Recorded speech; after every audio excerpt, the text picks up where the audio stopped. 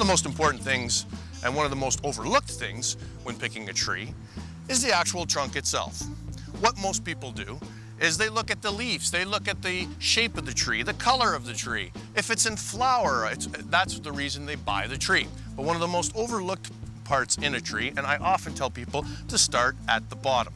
The bottom is the root, it's the heart of the tree.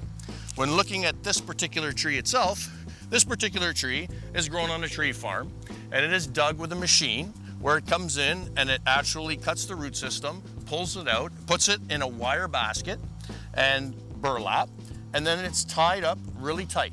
The reason that this is done is to cut down on the shock factor. The more soil that they can give with the tree, then the tree doesn't necessarily know it's been moved from its home with the same type of nutrient. So it's very important to cut down on transplant shock by having a decent sized root ball.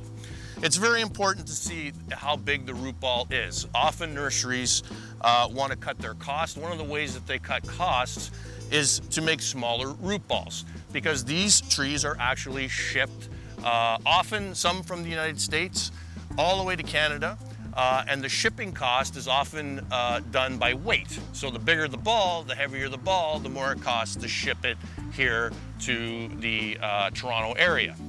So in saying that, what you really want to look at is you want to have a decent sized root ball. You want to make sure that these strings around the root ball are fairly tight, not loose, they haven't been damaged. There are no holes in the root ball itself. Often what can happen in transit with loading and unloading is sometimes forklifts can pierce the ball, damage the ball. That's something that you want to stay away from, because the root system can get damaged that way. In most cases, that doesn't happen. Most nurseries are very, very careful at maintaining their trees and not causing damage to the tree.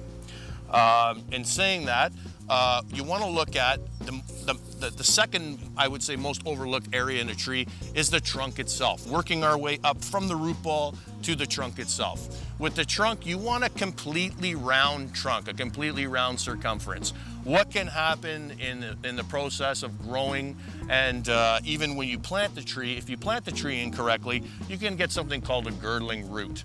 A girdling root is where one root crosses over another root, choking the nutrient off to the tree. The way you can tell a girdling root, it's a lot easier in a larger mature tree to tell what a girdling root is. And basically what you're looking for in a trunk with a girdling root is it'll have a very flat side to the trunk. The other side will be completely round, and this side will be very flat.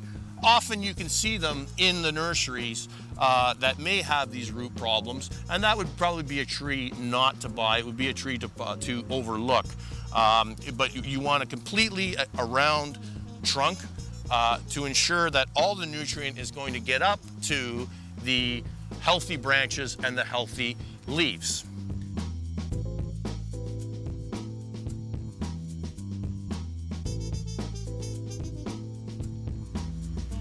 For more information on consulting, horticultural needs, or landscape design, contact us at experttrees.ca.